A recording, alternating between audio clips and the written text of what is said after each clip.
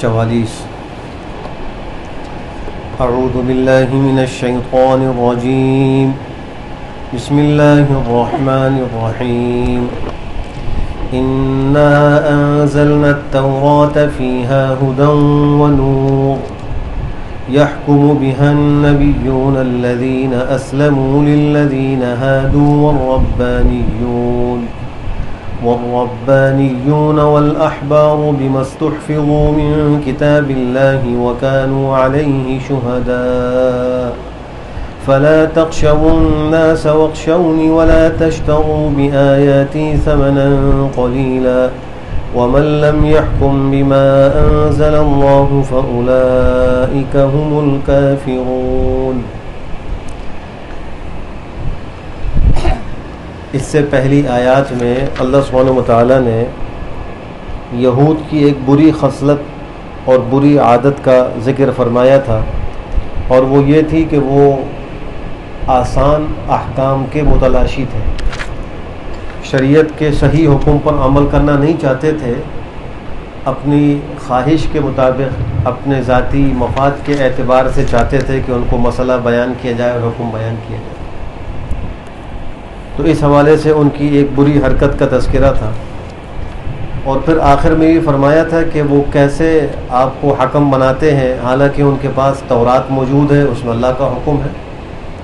یعنی اگر واقعی وہ حق کی متلاشی ہیں تو ان کی اپنی کتاب میں بھی اس مسئلے کے حوالے سے ہدایات موجود تھیں جس کا وہ شکار ہوئے تھے، یعنی جن مرد و عورت نے آپس میں زنا کا ارتکاب کیا تھا ان کی سزا کا تذکرہ تورات میں موجود تھا۔ تو اگر ان کو حق چاہیے تھا تو اپنی کتاب سے بھی حاصل کر سکتے تھے، لیکن حقیقت یہ تھی کہ وہ حق کے متلاشی نہیں تھے، وہ اپنے لیے ایک سہولت چاہتے تھے اور اپنی خواہش کے مطابق فیصلہ چاہتے تھے۔ اس آیت میں جو ہم نے آج تلاوت کی ہے، اللہ سبحانہ وتعالیٰ نے تورات کی عظمت شان کو بیان فرمایا۔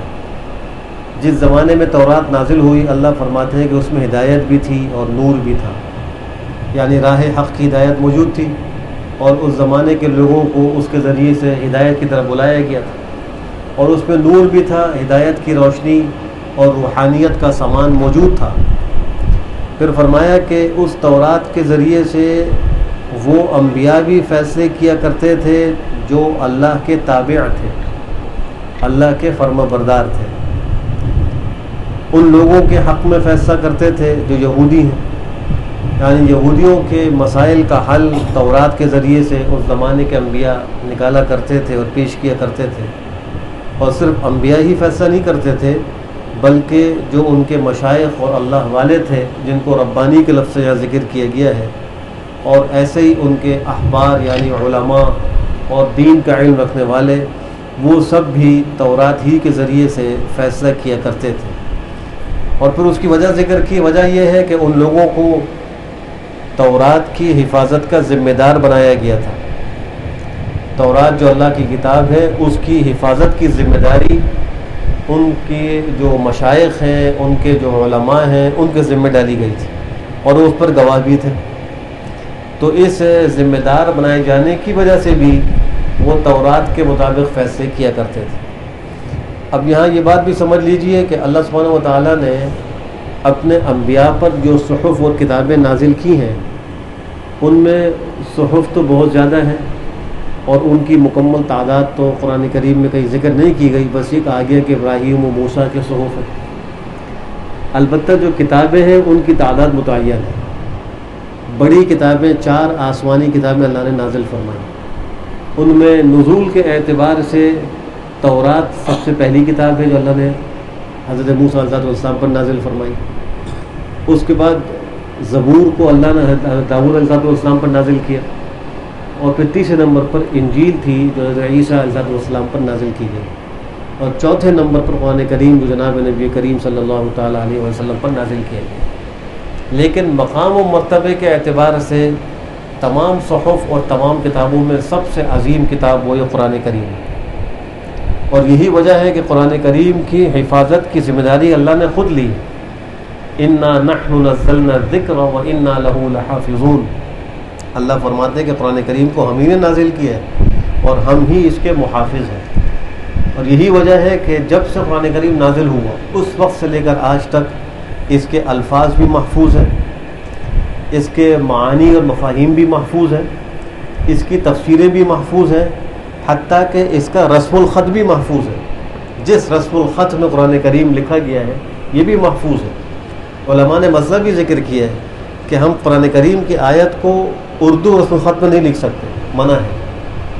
جو اردو کا رسم الخط ہے اس میں آیت کریمہ کو نہ لکھا جائے، بلکہ عربی کا جو رسم الخط ہے، جو یہ ہمارے مصحف عثمانی کا رسم الخط ہے، اس کے مطابق لکھنی چاہیے آیت۔ بہرحال اللہ نے اس کی حفاظت کا ذمہ لیا، آج تک محفوظ ہے، قیامت تک محفوظ رہے گی۔ اور پھر یہ آخری کتاب ہے، جس نبی پر نازل ہوئی وہ آخری نبی ہے، جس امت کے لیے آئی وہ آخری امت ہے۔ اب قیامت تک نہ کسی نئے نبی نے آنا ہے، نہ کسی نئی کتاب میں نازل ہونا ہے، نہ نئی کسی امت نے آنا ہے۔ یہی امت آخری امت ہے، یہی کتاب آخری کتاب ہے، اور ہمارے نبی آخری نبی ہیں۔ کوئی نیا نبی قیامت تک نہیں آئے۔ تو چونکہ قیامت تک کے آنے والے انسانوں کے لیے کتاب ہدایت کی ضرورت تھی، اللہ نے قرآن کریم کو نازل کر دیا، اس کی حفاظت کا ذمہ بھی خود لے لیا، تاکہ قیامت تک آنے والوں کو اس سے ہدایت ملتی رہے۔ اگر یہ بھی حفاظت سے عاری کتاب ہوتی یا اس کی حفاظت نہ ہوتی، جیسا کہ گزشتہ کتابوں کی نہیں ہوئی، تو پھر قیامت تک آنے والے جو انسان ہیں ان کی ہدایت کے لیے کہ کوئی نئی کتاب اتاری جاتی تو یہ آخری کتاب تو نہ رہتی۔ لیکن چونکہ یہ آخری کتاب تھی تو اللہ نے اس کی ایک ایک چیز کی حفاظت فرمائی، اور خود جو نبی اللہ نے ہمیں عطا فرمایا اس نبی کی اتنی باریک بینی کے ساتھ ان کی سیرت کی حفاظت کی گئی کہ صحابہ کرام سے یہ تک منقول ہے کہ آپ کی داڑھی مبارک میں کتنے بال سفید تھے۔ پچھلی امتوں نے اپنے انبیاء کی سیرت کو محفوظ نہیں رکھا۔ آج ہمارے سامنے ان انبیاء کی سیرت یا ان کا وہ حلیہ مبارکہ مکمل موجود نہیں ہے، لیکن ہمارے نبی کریم صلی اللہ تعالیٰ علیہ وسلم کا ایک ایک حلیہ، ایک ایک چیز موجود ہے کہ آپ کا جسم ایسا تھا، آپ کے سر کے بال ایسے تھے، داڑھی مبارک میں بال اتنے سفید تھے، آپ چلتے ایسے تھے، کھاتے ایسے تھے، سوتے ایسے تھے، بات چیت ایسے کرتے تھے۔ اللہ نے ان کی ایک ایک چیز کی حفاظت فرمائی، اور قیامت تک ایسے ہی محفوظ رہے گا۔ آخری انسان کو بھی پیغمبر کی مکمل سیرت ایسے ہی ملے گی، صحیح سالم۔ تو اس آیت میں جو اللہ فرماتا ہے کہ یحکم بہا النبیون الذین اسلموا، وہ انبیاء جو اللہ کے تابع تھے۔ اس سے اشارہ ہو گیا کہ اس زمانے میں بھی کچھ جھوٹے نبی تھے، بعض لوگوں نے ان امتوں میں بھی جھوٹی نبوتوں کو دعویٰ کیا تھا، جیسے کہ اس امت میں بھی کچھ جھوٹے نبی پیدا ہوئے اور قیامت تک کچھ نہ کچھ آتے رہیں گے۔ ایک حدیث میں آپ نے فرمایا کہ 30 دجال اور کذاب آئیں گے اور سب کے سب یہ دعویٰ کرتے ہوں گے کہ میں نبی ہوں، غور سے سنو کہ میں خاتم النبیین ہوں، لا نبی بعدی، میرے بعد کوئی نیا نبی نہیں آئے گا۔ تو آپ نے 30 کا عدد ذکر فرمایا کہ 30 کذاب دجال جھوٹے نبوت کے دعوے دار وہ اس امت میں ہوں گے۔ علماء حدیث نے ذکر کیا ہے کہ یہ 30 کا عدد کوئی تحدید کے لیے نہیں ہے، اس لیے کہ اگر ہم تاریخ میں دیکھیں تو اس سے بھی زیادہ اب تک جو ہے ایسے لوگ آ چکے ہیں جنہوں نے نبوت کا دعویٰ کیا اور قیامت تک آتے رہے۔ ان میں آپ کے زمانے میں جن لوگوں نے نبوت کا دعویٰ کیا ان میں ایک اسود عنسی تھا، ایک شخص یمن کا تھا، اس نے نبوت کا دعویٰ کیا تھا۔ آپ نے اس کے قتل کے لیے ایک صحابی کو مقرر کیا، انہوں نے جا کر اسود عنسی کو یمن میں قتل کیا، اور آپ کو بذریعہ وحی اطلاع دی گئی کہ اسود عنسی قتل ہو چکا ہے۔ یہاں تک کہ آپ نے اس دنیا سے پردہ فرمایا، آپ کا وصال ہوا تو زمینی خبر نہیں آئی تھی، 1 مہینے کے بعد اس کے قتل کی خبر آئی، لیکن آپ نے پہلی خبر دے دی تھی اللہ کے حکم سے کہ اسود عنسی اپنے انجام کو پہنچ گیا۔ ایک مسیلمہ کذاب تھا، اس کو یمامہ میں قتل کیا گیا۔ اس نے باقاعدہ آپ کو خط لکھا تھا، اس خط میں لکھا تھا کہ من رسول اللہ مسیلمہ کذاب الی رسول اللہ محمد صلی اللہ علیہ وسلم، اس قسم کا اس کا مضمون تھا۔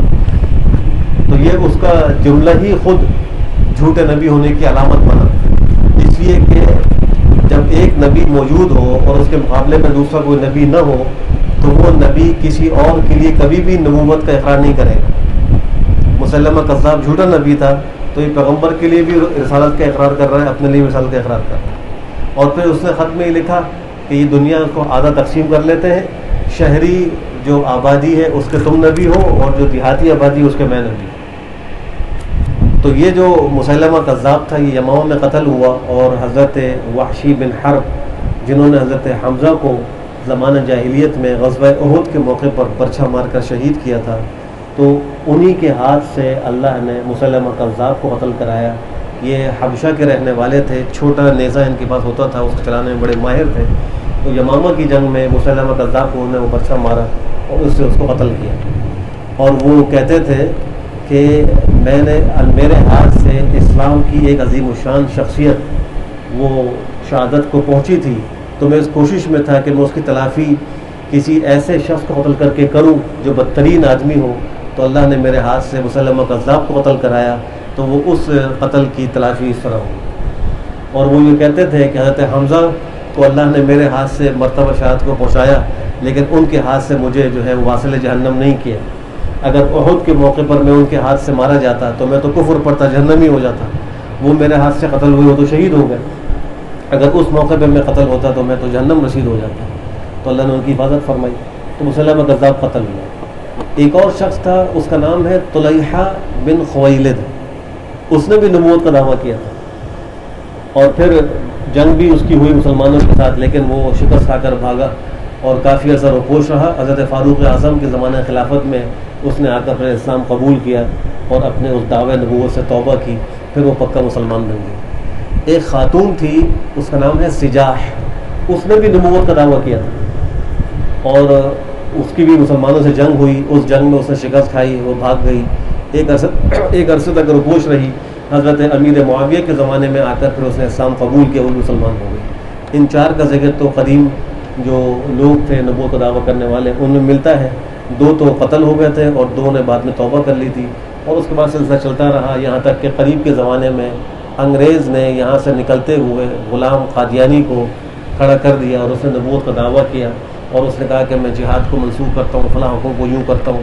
پہلے اس نے جو ہے وہ مہدی کا دعویٰ کیا، پھر جو ہے مسیح کا دعویٰ کیا، اور پھر اس نے آخر میں نبوت کا دعویٰ کر دیا، اور آج تک اس کے ماننے والے وہ اس کو نبی مانتے ہیں اور آخری نبی کہتے ہیں۔ مسلمانوں کو دھوکہ دیتے ہیں، جب اس سے کوئی پوچھے کہ تمہارا کلمہ کیا، تو وہ کہتے ہیں لا الہ الا اللہ محمد رسول اللہ، ہم تو یہ کلمہ پڑھتے ہیں۔ تو مسلمان کہتے ہیں کہ دیکھو یہ تو مسلمان ہے، حالانکہ وہ پیغمبر کو آخری نبی نہیں مانتے، نبی تو مانتے ہیں، آخری نبی نہیں مانتے۔ یہ بات نکتے کی ہے، وہ آخری نبی اپنے پیشوا مرزا غلام قادیانی کو مانتے ہیں، جبکہ پیغمبر کی ختم نبوت اس پر امت کا اجماع منعقد ہوا ہے، اور یہ امت اسلامیہ کے عقائد میں ایک بہت بڑا عقیدہ ہے۔ اس کا نہ ماننے والا اسلام کے دائرے سے خارج ہے۔ جب تک وہ پیغمبر کی ختم نبوت کا یقین نہیں کرے گا، اس وقت تک وہ مسلمان نہیں ہوگا۔ اللہ سبحانہ و تعالیٰ نے 100 سے زائد آیات قرآن کریم میں پیغمبر کی ختم نبوت پر ذکر فرمائی، اور 200 سے زائد احادیث پیغمبر کی موجود ہیں جو ان کی ختم نبوت کے اوپر دال ہے۔ آپ دیکھیے سورہ بقرہ کے آغاز میں اللہ فرما رہے ہیں متقین کی صفات میں، الذین یؤمنون بما انزل الیک وما انزل من قبلک وبالآخرۃ هم یوقنون۔ متقین وہ لوگ ہیں جو اس کتاب پر ایمان رکھتے ہیں جو اے نبی آپ پر اتاری گئی، یعنی قرآن کریم پر، اور ان کتابوں پر بھی ایمان رکھتے ہیں جو آپ سے پہلے اتاری گئی، لیکن وہاں من بعد کا ذکر نہیں فرمایا۔ یہ آیت بھی پیغمبر کی ختم نبوت کی دلیل ہے کہ آپ سے پہلے کتابیں تو نازل ہوئی ہیں، آپ پر بھی کتاب نازل ہوئی ہے، وہ قرآن کریم ہے، لیکن آپ کے بعد کوئی کتاب نازل نہیں ہوگی۔ اس لیے فرمایا متقی وہ ہیں جو آپ کی کتاب پر بھی ایمان رکھتے ہیں اور آپ سے پہلی کتابوں پر بھی ایمان رکھتے ہیں۔ اس لیے آج کے مسلمان کو یہ سمجھنا چاہیے کہ ہم خالی پیغمبر کو نبی نہیں مانتے ہیں، نبی کے ساتھ ساتھ آخری نبی بھی مانتے ہیں۔ ما کان محمد ابا احد من رجالکم ولکن رسول اللہ وخاتم النبیین، صاف صاف اعلان فرمایا اللہ نے کہ محمد تم مردوں میں سے کسی کے باپ نہیں ہیں، یعنی ان کی اولادوں میں کوئی بچہ رجولیت کو نہیں پہنچا تھا، نابالغی کے اندر انتقال کر گئے تھے۔ البتہ بیٹیاں تھیں وہ بڑی ہوئیں، لیکن آپ کے صاحبزادے جو ہیں وہ رجل کے مقام کو نہیں پہنچے تھے۔ تو اللہ فرماتے ہیں ما کان محمد ابا احد من رجالکم، پھر فرمایا کہ وہ کیا ہے، ولکن رسول اللہ، لیکن اللہ کے رسول ہیں، وخاتم النبیین، اور خاتم النبیین۔ آج تورات کا کوئی نسخہ محفوظ موجود نہیں ہے، انجیل کا کوئی نسخہ محفوظ نہیں ہے۔ انجیل کے عام طور پر 5 نسخے ہیں، جن میں سے عیسائی 4 مانتے ہیں، 5واں نہیں مانتے ہیں۔ ایک انجیل متی ہے، ایک انجیل مرقس ہے، ایک انجیل یوحنا ہے، ایک انجیل لوقا ہے۔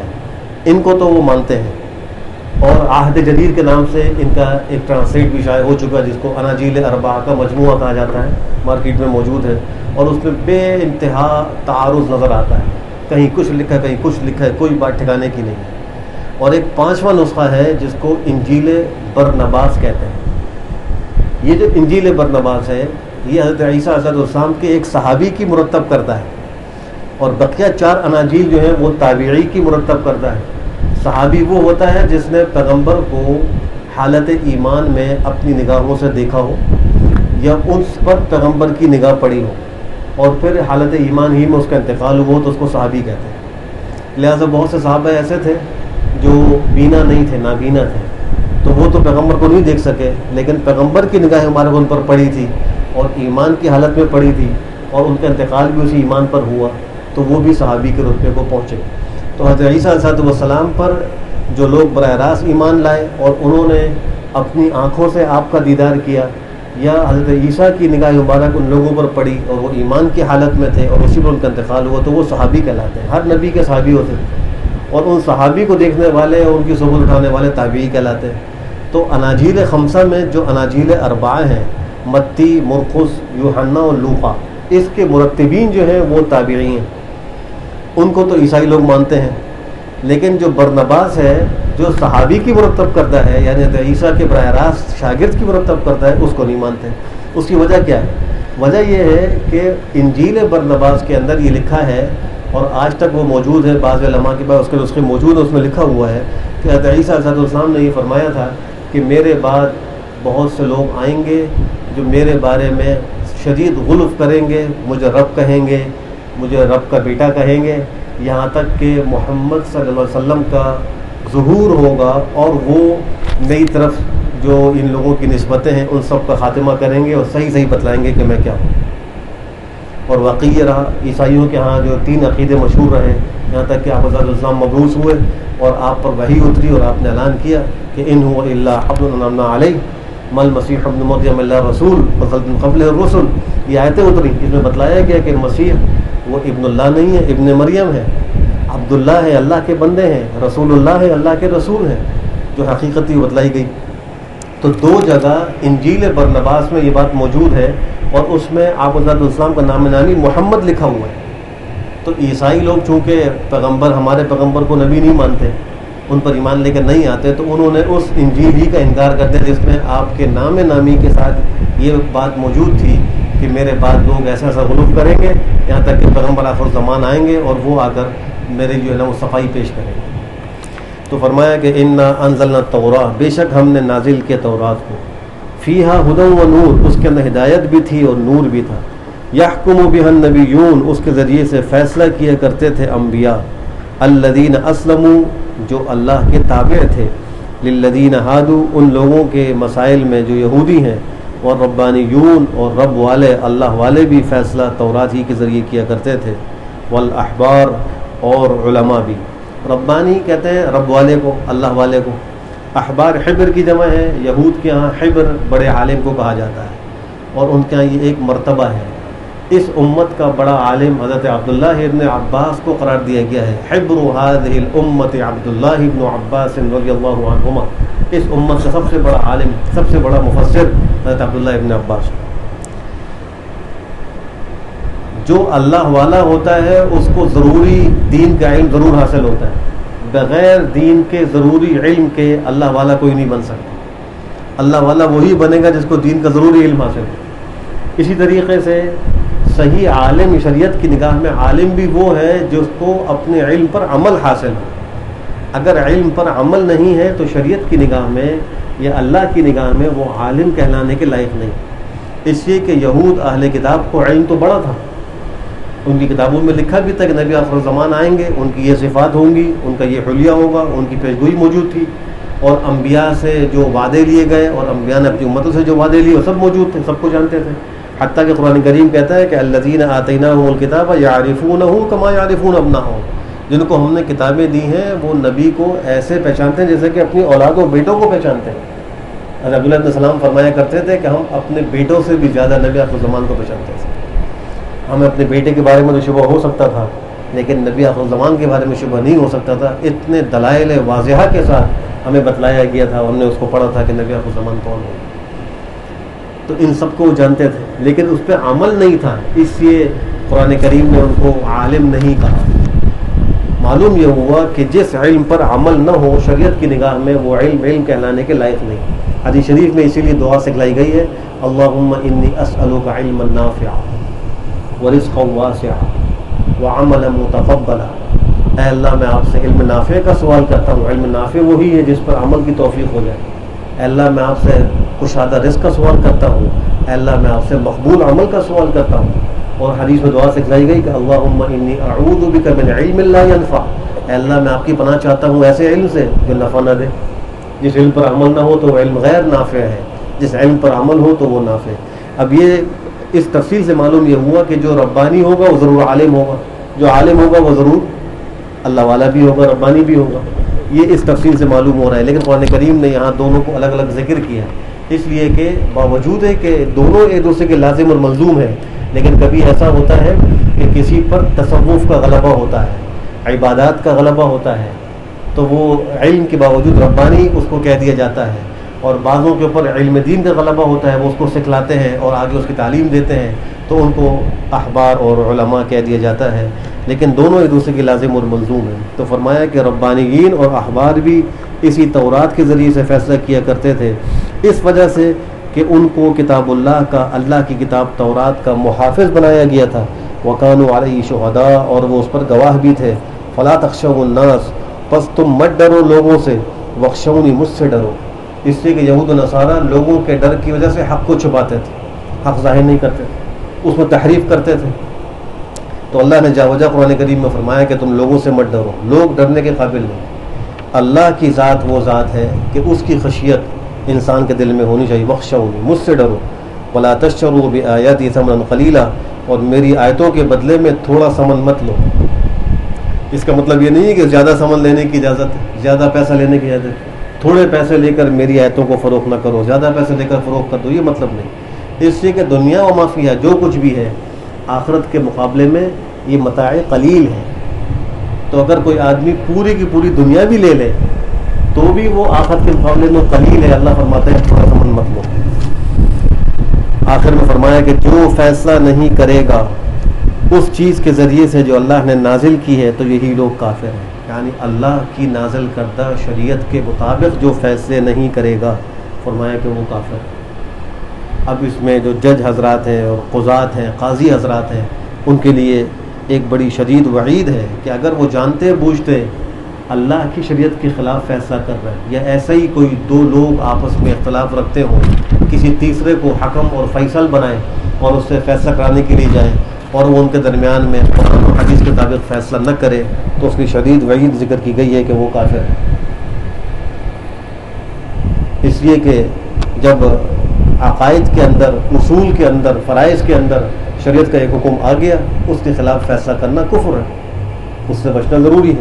حدیث شریف کی روح سے قاضیوں کی تین قسم ہیں، تین قسم کے قاضی ہیں، ایک جنتی ہے اور دو جہنمی ہیں۔ جو جنتی ہے وہ ہے کہ جس نے علم حاصل کیا صحیح شریعت کا اور پھر اس کے مطابق اس نے فیصلہ کیا، فرمایا کہ جنتی ہے۔ دوسرا وہ ہے جس نے علم حاصل ہی نہیں کیا اور بغیر علم کے وہ فیصلے کر رہا ہے، جج بن کر بیٹھ گئے۔ آج کتنے لوگ ہیں کہ وہ نااہل ہوتے ہیں لیکن وہ جج کی سیٹ پر براجمان ہوتے ہیں، سفارش کی بنیاد پر یا جو ہے وہ رشوت کی بنیاد پر اس مقام پر پہنچ جاتے ہیں۔ ان کے لیے اس میں شدید وعید، جب وہ علم نہیں رکھتے تو اس سیٹ پر کیوں بیٹھے، فیصلہ کیوں کر رہے ہیں؟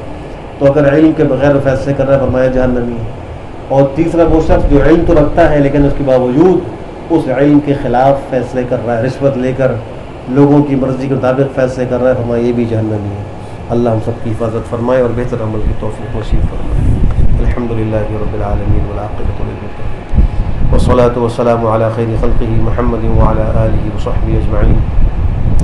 اللہم ارنا الحق حقا وارزقنا اتباعہ وارنا الباطل باطلا وارزقنا اجتنابہ۔ اے اللہ ہمارے گناہوں کو معاف فرما، اے اللہ ہم سب کو قرآن و سنت کے مطابق کرنے کی توفیق نصیب فرما، اے اللہ ہم سب کے لیے شریعت کے اوپر چلنا آسان فرما، جناب نبی کریم صلی اللہ علیہ وسلم کی صورت و سیرت اختیار کرنے کی توفیق نصیب فرما۔ اے اللہ پیغمبر آخر الزمان کی ایک ایک سنت پر عمل کرنے کی توفیق نصیب فرما۔ اے اللہ جملہ بیماران کو شفا صحت عافیت نصیب فرما۔ اے اللہ کرونا اور دیگر وائرس سے ساری امت کی حفاظت فرما۔